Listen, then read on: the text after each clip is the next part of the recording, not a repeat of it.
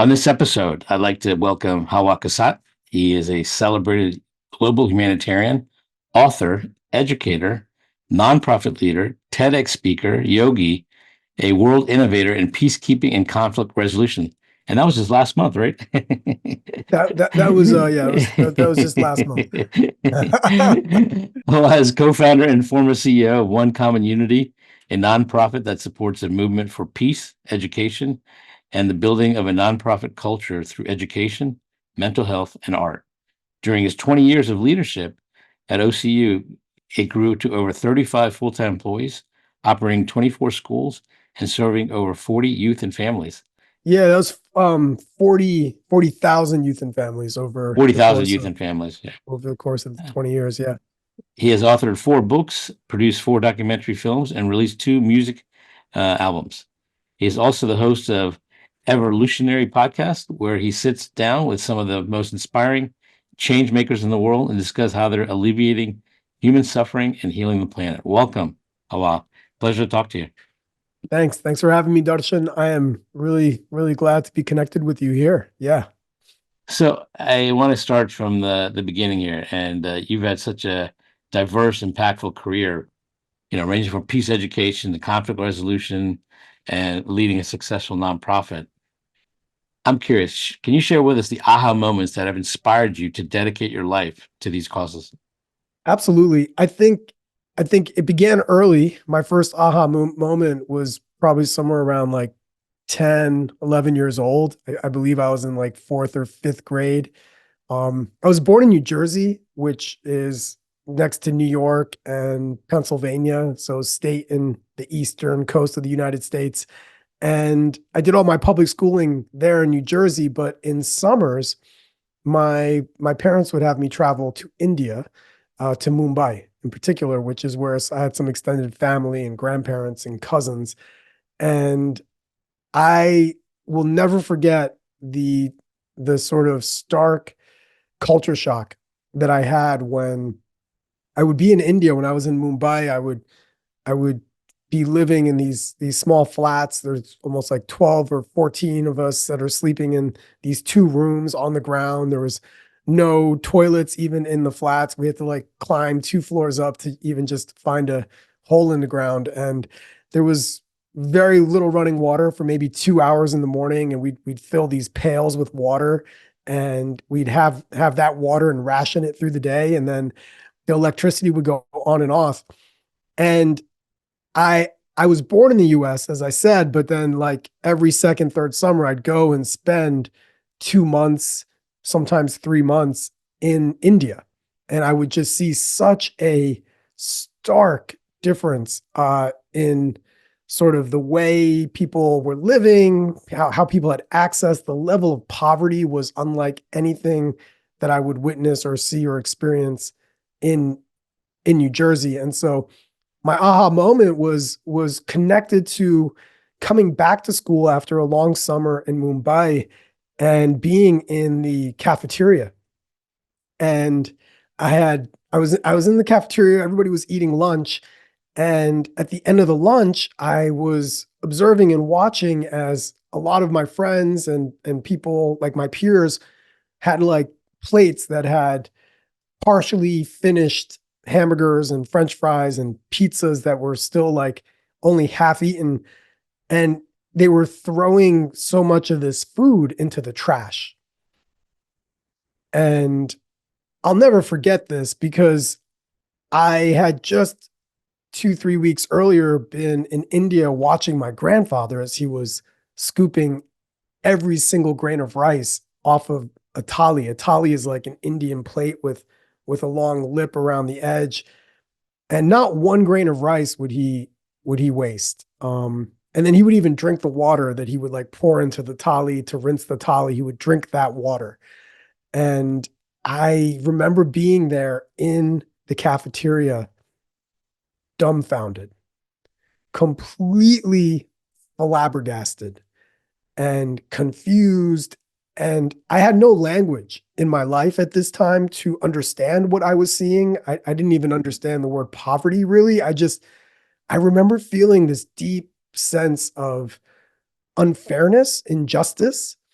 And I didn't know why, but I just felt really like privileged and in a really special position in my life to have been born in the United States. And it was kind of this wake up call that was basically myself realizing that this life is really precious and make sure that whatever I'm doing to use my time to give back, to serve, and to try to find a way to give opportunity to people in other places of the world that don't have access to these kinds of resources. And that was like a lot of momentum in my life. And that was kind of the culture shock that brought me to realizing that I really wanted to use the time I was here for to somehow like bridge the divide and to help people that were not able to enjoy the things that we have here in the United States, to bring that to people.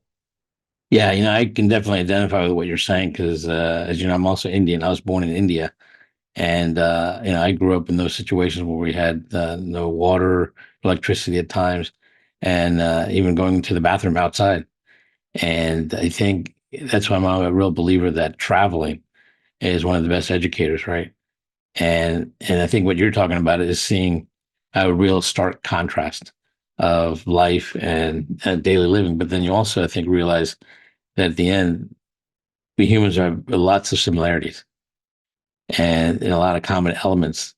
So I think that's very interesting. And I think so. How did this then translate into your humanitarian and then ultimately your nonprofit? I think I rode that curiosity. I call it curiosity, but I rode that curiosity for years and years.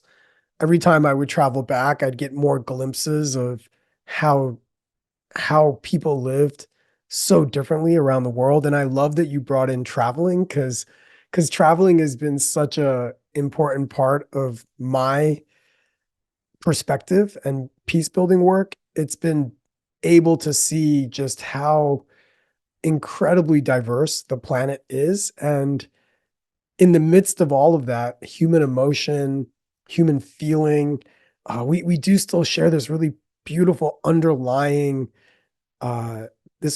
intersection of how we relate in our needs and how we all want to belong and we all want to somehow fit in. And so for me, a lot of this journey was trying to figure out where I fit in. I grew up in a white suburban town, predominantly, not many people that looked like me, and definitely not many people who were coming from the cultural lens that I had. And so dealing with just kind of like figuring out where I fit in and not really fully ever feeling like I fit in here, but also not feeling I fit in there in India either. So I kind of use that time as a way to understand that fundamentally belonging and knowing that I belong somewhere is critical for my own mental health. And I use that to kind of springboard my life into college, where I became really curious about what we could do to create spaces where everyone felt like they belonged and they had access and that they could somehow survive, but more than survive, but thrive and really excel. And so I studied peace and conflict resolution in college. I studied education and psychology, and I used that to kind of build the momentum to launch a nonprofit organization the year I graduated from college with some friends. And that work was specifically focused around violence prevention and how we could stop cycles of violence within DC neighborhood streets and schools. And I use those experiences from childhood to kind of bring me to that aha moment, which was I I wasn't I had friends that were really interested in one thing, and that was like building their career and making a lot of money and driven by sort of the ways that we could gain status. And for me, I remember from a young age, I just never found that as important to me. I like making money was not something that drove me. I became a high school teacher. I joined the nonprofit sector, not a very lucrative place to be spending your time. I spent years and years fundraising, barely able to pay employees and staff. But I did it because I love the work. I loved waking up every day. It really, like, I felt like I was living my calling, my purpose in life. And so it never felt like a job. I never really felt like I had a quote unquote job until about 15 years later when things started to shift. It's interesting listening to you. I'm gonna make an assumption. You can correct me if I'm wrong, but I think having that trip to India really sparked a sense of curiosity and a desire to have a depth of understanding of human nature. Would you say that's a fair assessment? Absolutely, absolutely. And that traveling, that sort of itch of traveling never left me, right? So I was able to start traveling at that young age. I mean, I probably took at least 7 or 8 trips to India before I even graduated from high school. But I'd also, like, by the time I was in college, I started to study abroad. I became really excited about visiting places I've never been before, learning new languages. I think it gave me a lot of deep desire to meet people and learn from people that were not living and moving in the world the way I was. So absolutely. I think those young, and that's why you said traveling, it's so important. And I think it was probably one of the most critical things in my life at a young age in terms of really getting me open, opening me up. And I think one of the things you might have discovered is that humans learn by experience. And what I mean by that is you need contrast, right? I mean, you grew up in white suburban New Jersey, where the lawns are green, they're trimmed, everything's nice, and normal, as you would say. But that's your normal, right? Until you get to India or any other place that's different, and you realize the contrast, and that's I think what then makes you think and say, "Hey, wait a minute," But that's ultimately what I think leads people to think. And I'm going to jump ahead a little bit. I think this might have helped you with your nonprofit where you met children that were, in an environment of violence and trauma, but they didn't have that other contrast to understand that life doesn't have to be that way. Would you say that's a fair assessment? I would say so. One of the frameworks that I developed in the youth programming that I was writing curriculum for, and as a program developer, I helped to pioneer a youth immersion program where we would bring inner city DC youth out into nature, where they could spend 5 days or 7 days out in the wilderness. And for a lot of these young people, traveling outside of the DC city walls and streets and blocks was foreign. And the experience of getting them out of the city where they can kind of like really breathe in the big sky, sit around a bonfire, skip some rocks on a river. These are the little things that I think some of us might take for granted. However, if you're living in in places where there's not a lot of access to nature and there's not a lot of income, if you're in a lower income household, it's hard for parents to get their kids out of the city and travel somewhere for 5 or 6 days. You need savings accounts. You can't be living paycheck to paycheck.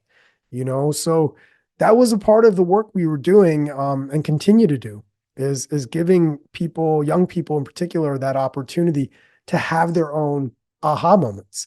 And these are life-changing immersion retreats that'll that'll open up a young person, 14 years old, 15 years old, and all of a sudden they see the world much bigger than they realized it was.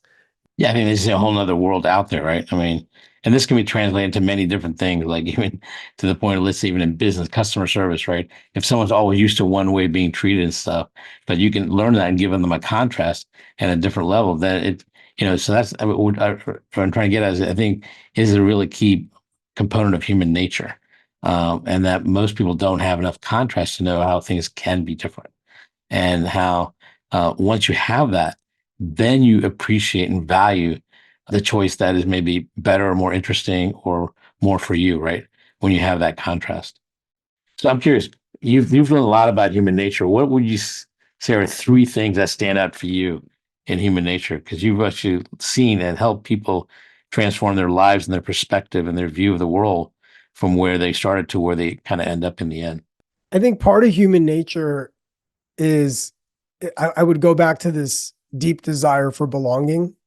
I think it's one of our fundamental human needs, is the need to belong. And I think I've seen that across the board, whether that's young people working in schools, that are trying to figure out where they fit in, or whether that's even staff members at my nonprofit organization that are trying to figure out where they belong, whether you're running a company or a corporation. Everybody's trying to figure out where we fit in. I would say that's definitely an important piece of what is driving our human nature, and it drives the decisions we make. I think fear is a very real part of our experience, our human experience. And I don't think fear is necessarily a bad thing. I think fear is a thing, and we can use fear and learn from fear. And fear can sometimes actually be a positive, motivating force in our lives. And it can also protect us and keep us from moving into dangerous situations. And fear can also be paralyzing, and it can keep people from wanting to try new things. And I guess that's where I would get into a third piece of human nature that I've been noticing a lot. It's like when we become habituated, when we become comfortable, we start to fall into these like cyclical patterns. And I've seen this with friends, I've seen this with colleagues, I've seen this with pretty much everyone I meet and talk to. It's when we get really comfortable, then I think we begin to close off ourselves from new opportunities for growth, right? And I think part of the dance of our work as professionals and as human engineers of society and culture, our work is to figure out exactly how to how to push ourselves out of comfort and move into discomfort, and understanding that discomfort is necessary for our own personal transformation and our personal growth. And so I think those three things are things I've seen over and over again. And part of my work often today as a teacher, especially, and as an educator, is to help support people so that they can like break out of those cyclical habit patterns, the habit patterns of the mind, especially, and the body. The body gets really comfortable. And it's hard to get momentum, inertia. And so, human nature is, once we're starting and we're kind of rolling down the hill, it's easier to keep going. But like, it takes more force and energy to get the ball rolling. And that initial force and that initial energy is what normally stops us from achieving or even starting to work on our dreams. I think the three things you mentioned about human nature are very interesting. They're actually very interrelated, I think, too, right? So, for example, belonging, I think it is a big part of it. But then the next stage, you talk about fear, but the contrast of that is reward, right? And as you know, there are people that are more focused on the reward, and where some are driven more by the fear. Now, is there a right or wrong? Not really. I mean, I think you do need both, but I think more than anything, you need the right balance at the right time. But then the third thing is, I think you're right. But this actually related to the first part, was when they start doing that and they start to belong, they want to stay that way because it's comfortable. It's understood. And it's part of that first part of belonging, right? But in that middle part is also something you talked about earlier. And that's the decision between thriving and surviving. And it's easier for most to just survive. But to thrive is the challenge, because that's when you have to overcome some of your fears too, right? 'Cause to truly thrive, you have to go outside your level of comfort. I couldn't agree more. And what's interesting is, I think as time progressed for me, I do think some of what we're talking about as it relates to human nature is directly applicable to the life of a company, a business, or a nonprofit organization, right? A lot of businesses, a lot of startup businesses, most all nonprofits, we're mainly in survival mode, right? As a startup, you're in survival mode. You're trying to do everything. You're wearing 10 hats. You're the marketing director. You're the audio AV production manager. you're fundraising, or you're partnership building, and it's moving from survival to thriving. When you turn that key, that's what's really hard to do. Um, and in my own career, it took about 15 years to build my nonprofit to the point where it was now adequately funded. And we had enough government contracts, federal contracts, foundation money, donors, private donors, where I was able to hire multiple senior staff, multiple senior directors. I had a managing director. We had a human resources director. That was around 2015, 2016, when we finally started moving from surviving to thriving. And the interesting correlation here, Darshan, that I think you'll appreciate in my aha journeys was that was that up until about that point, I'd never seen the work I did as a quote unquote job. I would wake up every day and I loved what I did. And I never even referred to what I did as a job. However, the nonprofit that I was running and a part of, I mean, we were just surviving. I didn't draw a steady big salary. Oftentimes I wouldn't pay myself so that I could pay other members of the staff. And I was hustling and doing all these other projects like writing books and public speaking and making documentary films. I was doing all this other work to try to help make the ends meet for my personal financial needs so I can like live in my apartment. And it was around 2016, 2017 when I started to draw a salary, the salary of a CEO in Washington, D.C. I started to command a salary. I was getting a 401k. I had a retirement plan.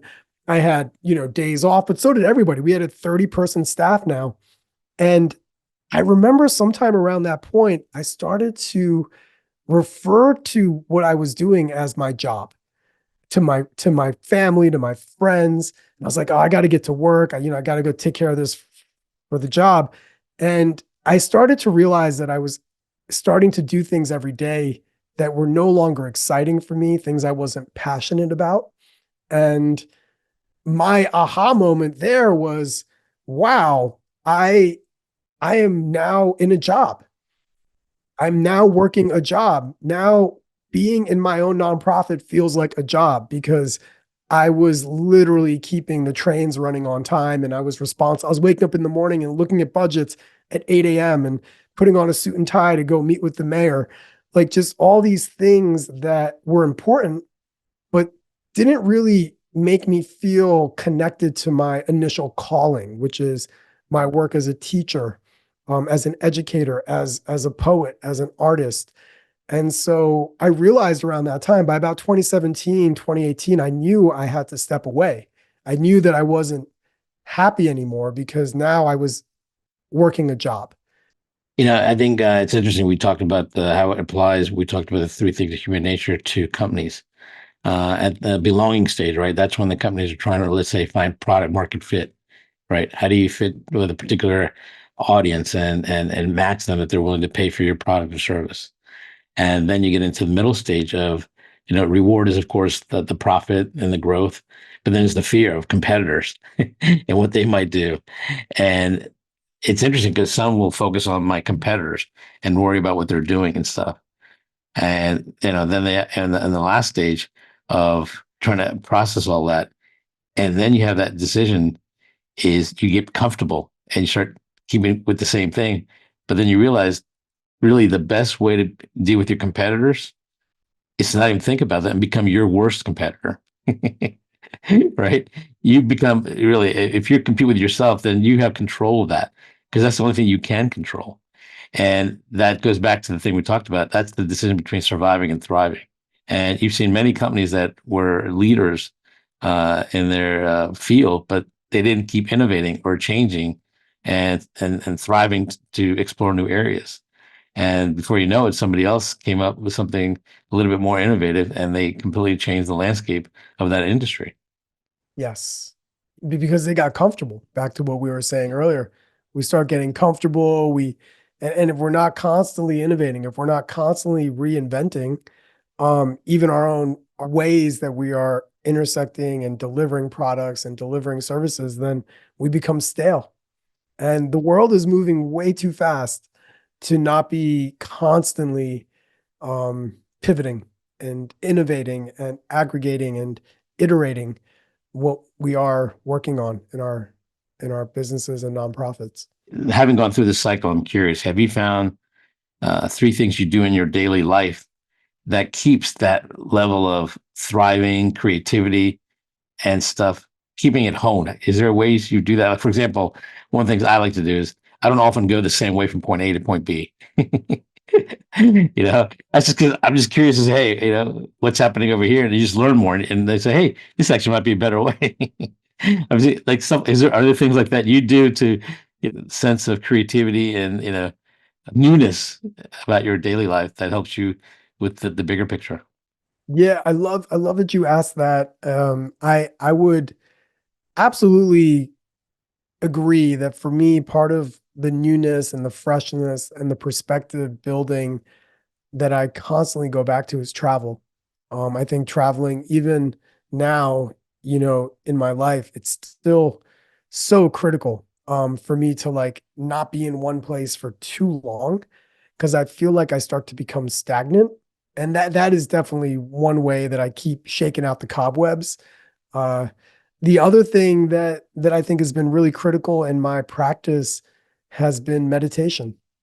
I have a very committed sitting meditation practice, and I would say some of the deepest realizations and insights I've had and focus I've gained and clarity I've gained has been because of the time I spend sitting and meditating. And I would be remiss to not say that that's been probably one of the most important parts of my own ability to keep fresh and keep clear and focused and creative. And the third thing is just learning new things. I think learning new things has been always one of the most important things. I love just picking up new things, picking up a new musical instrument and wanting to learn how to play a new musical instrument, for example. I'm learning right now, I'm learning some new songs on my djembe, which is a West African drum. I I love learning and I love immersions too. So I love learning from other people and I seek out teachers, I seek out people that have some knowledge, some wisdom to share. And I love spending a long weekend, 3 day, 8 hour a day retreat in some atmosphere where I'm learning something new. I think a lot of the skill building that I've done for myself has been because I do seek out immersive learning opportunities for myself. Yeah, and I think you've touched on some interesting things here. I think part of it is because ultimately, I believe humans learn through experience. And if you really think about it, what is life but a summation of experiences? That's pretty much the only thing you're going to be able to take with you. You're not going to be able to take much else. And I'm sure that's what you saw, what transformed the kids from the situation is the experience they had that was a complete contrast to what they've been used to on a daily basis. And yeah, that can be transforming. And more than anything, that's when people actually learn. And I think the third year thing you were talking about there was just maintaining a constant flow of curiosity. And even when you travel, I mean, it's constantly and putting yourself in situations where you don't know the language, you might not know the currency, you might not know how to get around town, but those are all challenges that keeps you fresh. That's actually really important, Darshan, and I'm glad you mentioned that because you're making me think of like how we choose to travel is equally as important. So if we're traveling and we're seeking out the same levels of comfort, for example, to try to control our environment, the more we try to control the environment of where we're traveling to, I think the less likely we're going to have those aha moments. The less likely we're going to have a shift in perspective because if everywhere you go, you're staying in a 4 star hotel or a 5 star hotel so that you can live and be in exactly the same kind of environment you were from where you came from. And then the only places you visit are places that are sort of extremely decorated and posh, bougie places to be, then that's that's not going to actually create a different perspective. I think what it requires is for people to go and seek experiences that will put them in situations where they might be sleeping or living or in a village somewhere where the comforts, the creature comforts that we have at home are not around, and we're not surrounded by those creature comforts, because that's when we begin to find the friction. That's when we find the tension. We become uncomfortable. Oh, now we're starting to see things in a different way. You start to see how somebody lives very differently than you live. That creates more perspective and it creates gratitude. And that's how we cultivate gratitude, which is one of the most important emotions. And I think it's a pillar, it's an anchor to our mental health and our wellness, is creating gratitude in our lives. And so that's how you create gratitude for what you do have. Um, a lot of a lot of that perspective building can pull us out of ruts, can help us move through depression and sadness. And so yeah, you got to make sure you travel, but make sure you don't just travel to the same places. Right. If you just travel to the comforts that you have at home and you only meet people from your own country and you go to the same, fast food restaurants you used to or whatever, what you really collected is just another stamp on the passport, but not a lot of experiences. I want to talk about meditation and I want to go a little bit deeper. Um, what specifically about meditation do you think it makes a difference? I mean, I think it works great because I think we as humans, we don't realize we need time to process what's going on with our lives and what's happening. And with these fast-paced lives that we have from, keeping up with our phones and all these things, people don't take that time to actually contemplate what I'm understanding. And when you meditate, you're actually having conversations with yourself. A quote that I've recently read and heard, and I don't know who said this, but it's been something that's been kind of sticking with me the past few months. Um, Somebody had said that if you have no time at all, like if you're so busy and your schedule is like from 8 a.m. to 8 p.m., you're just go, go, go, go, go, meeting after meeting after meeting, that means you need to actually meditate a lot. You need to you need to sit down to meditate even more if you're that actively like scheduled and busy and overwhelmed. The more you're overwhelmed, the more you need to meditate. And if you kind of have a lot of time on your hands and you're not too overly scheduled and you have some space in your life, you could probably get away with meditating a little bit less. So I appreciate that kind of like shift in perspective, because I think one of the barriers that many people find to meditating is uh it seems like there's no time in the day. And because there's so much that we're being bombarded with, how will I ever, like, why would I go and sit on a meditation cushion for 30 minutes if I feel like I don't even have 10 minutes to make myself lunch, right? Like, that doesn't make sense. So most people are finding that as a barrier to entry. And what I would offer is this actually probably means you need to meditate more. And then I would also say that you need to meditate with skillfulness. So there's a lot of stuff out there on the internet, and there's certain techniques that are rooted in ancient traditions that are going to help one become more masterful with their minds and help to root into what is silence and stillness, and learning those techniques is really important. And so if you're not practicing with right technique, you might not be finding any benefit. And that might be actually because you're not practicing in the right way. And so these are all things that are important in somebody's journey to understanding how meditation can be a tool to support you, because the research is clear.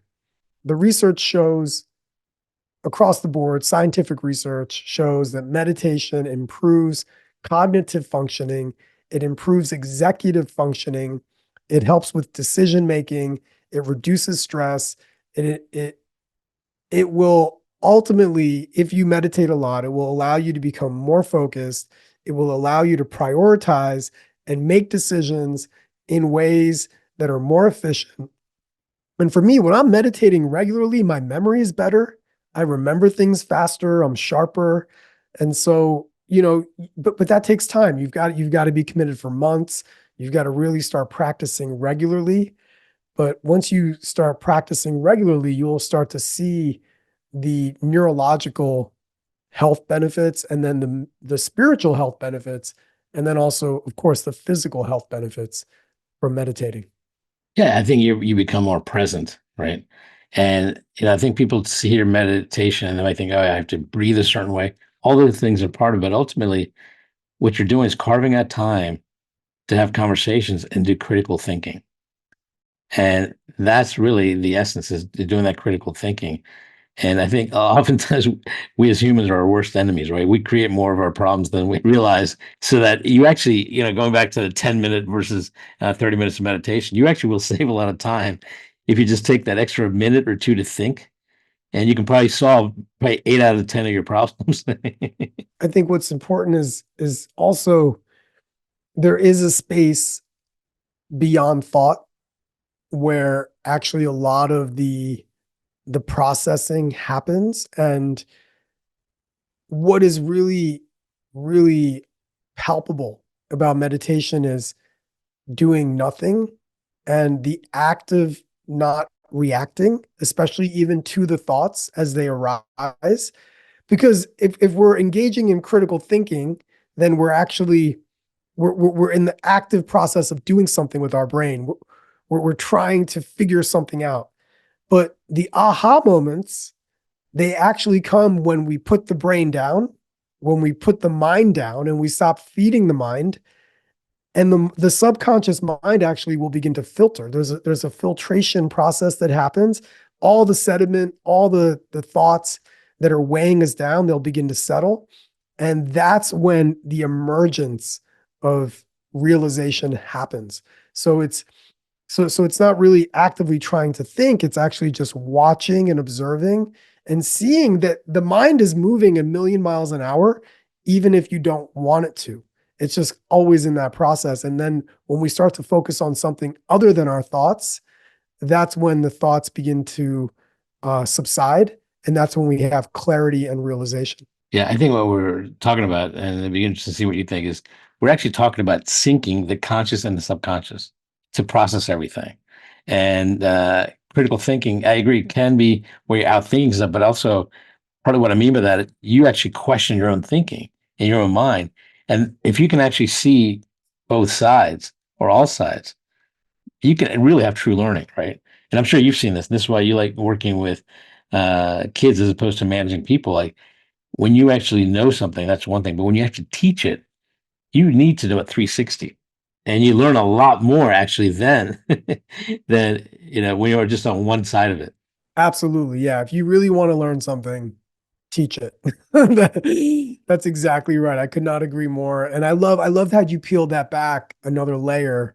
I think that's absolutely right. I mean, the critical thinking is literally beginning to realize that these thoughts are not all of me, right? The presence is something that transcends just thinking mind. And that's when we have breakthroughs. The breakthroughs happen when we're not caught up in the old habit patterns of the mind. And that's why I meditate. That's why I sit. Yeah, yeah. It's breaking those patterns of getting in a rut, right?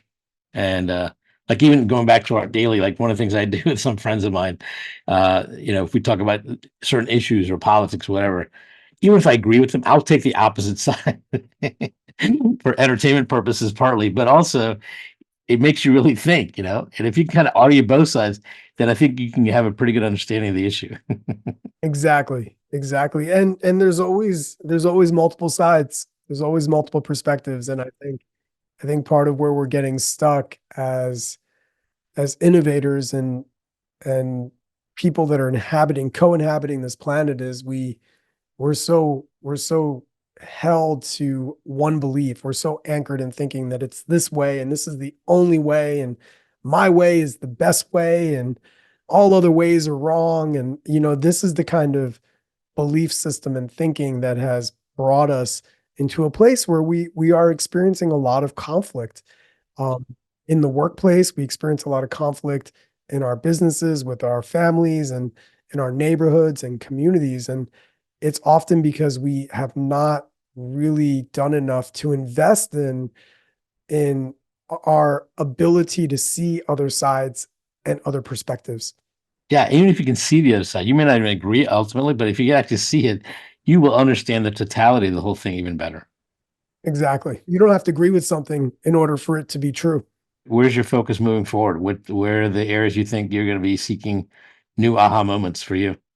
That's a great question. Right now, I just launched a brand new podcast, so I'm excited about that, and I'm really enjoying how it's stretching me into thinking about how I can have a different way to create impact in the world and curate conversations that are meaningful.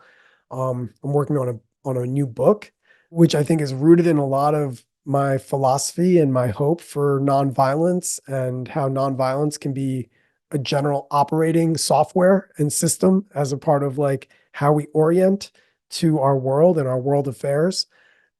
And interpersonally, I would say that I'm working on a farming project, a regenerative farm out in Appalachia in West Virginia with some friends. We are building a healing arts and regenerative farm in it's about 125 acres of land that we're stewarding on Mussawamek indigenous land. And this project is really drawing me back to like just getting my hands in the soil. I love working with my hands and my body. And so I'm really enjoying like working with kind of creating something that is tangible, like not just like spreadsheets and documents, but like actually like planting planting food and watching it grow. That's really kind of something that's got me. And I'm curious if you could have lunch or dinner with anyone, either living or not living. I'm curious, who would it be and why? Oh, that question. You got me. Okay, well, look, first of all, the answer to this question would change probably based on the month, the day, and the year that you're asking me. Okay, so And there's no right or wrong answer either. yeah, no, there's no right or wrong The real answer. value is the why. Yeah, I think because of all this talk of meditation that we've just been doing for the last 20 minutes, the individual that comes to my mind right now is the Buddha. I would love to sit with the Buddha for a half an hour. And just to demystify all of like what and how we understand this self-realized enlightened being to be. I would love to just sit with an enlightened being for 10 minutes to see what is it? What is the taste? What is the nectar? What is it that is flowing from their physical body, their emotional, their mental body? So yeah, I would say, yeah, let me sit down with the Buddha. All right, so then that forces me to ask you, what are the top three questions for the Buddha? The top three questions. I think probably all the answers to all the questions are probably written down somewhere in the Pali Canon. You think he has Um, it locked up in a little drawer? yeah, it's probably all out there. I don't even know if there's questions. I want to like really like be in the presence of somebody who is that embodied and that present, you know? So if not questions, what is it you'd like to understand even more? I'd like to understand the nature of the Buddha's mind and how this deep well of compassion flows unconditionally to all beings. I want to just like be around that. I want to be around like witnessing this human that is so generous and kind and giving, you know, their entire life for what, over 45 years of just teaching freely, never asking for anything in return, but just giving, giving, giving. I just want to be around it. I want to see it. I want to watch it. I want to witness it. Um, I don't think, yeah, I think it's more of just like wanting to be around it and to observe it more so than like questions that I have. Well, when you have that lunch, I want to be there watching as well. Yeah. I want to watch the Buddha eat and see how he eats. Hey, listen, this is a great conversation. I enjoyed talking to you, Hawah, and I look forward to doing it again. And perhaps your question, answer to the question will change, I'm sure, as we're always constantly evolving, being curious, and hopefully choosing to thrive more than we choose to survive, right? Absolutely. Absolutely. Thank you for having me. Thanks so much for inviting me to be on your podcast. You're doing amazing work, and thanks for sharing all our stories with the world. Well, thank you for all the things you're offering the world as well. So, pleasure. And I look forward to maybe trying to talk to you again and seeing what else you're up to and what new areas you're exploring. Sounds great. We'll do it again. Thanks again. Getting to AHA was brought to you by iResearch. To find out more about us, head to iResearch.com and make sure to search for Getting to AHA in Apple Podcasts, Spotify, and anywhere else podcasts are found. And don't forget to click follow to ensure you don't miss any future episodes. Thank you for listening.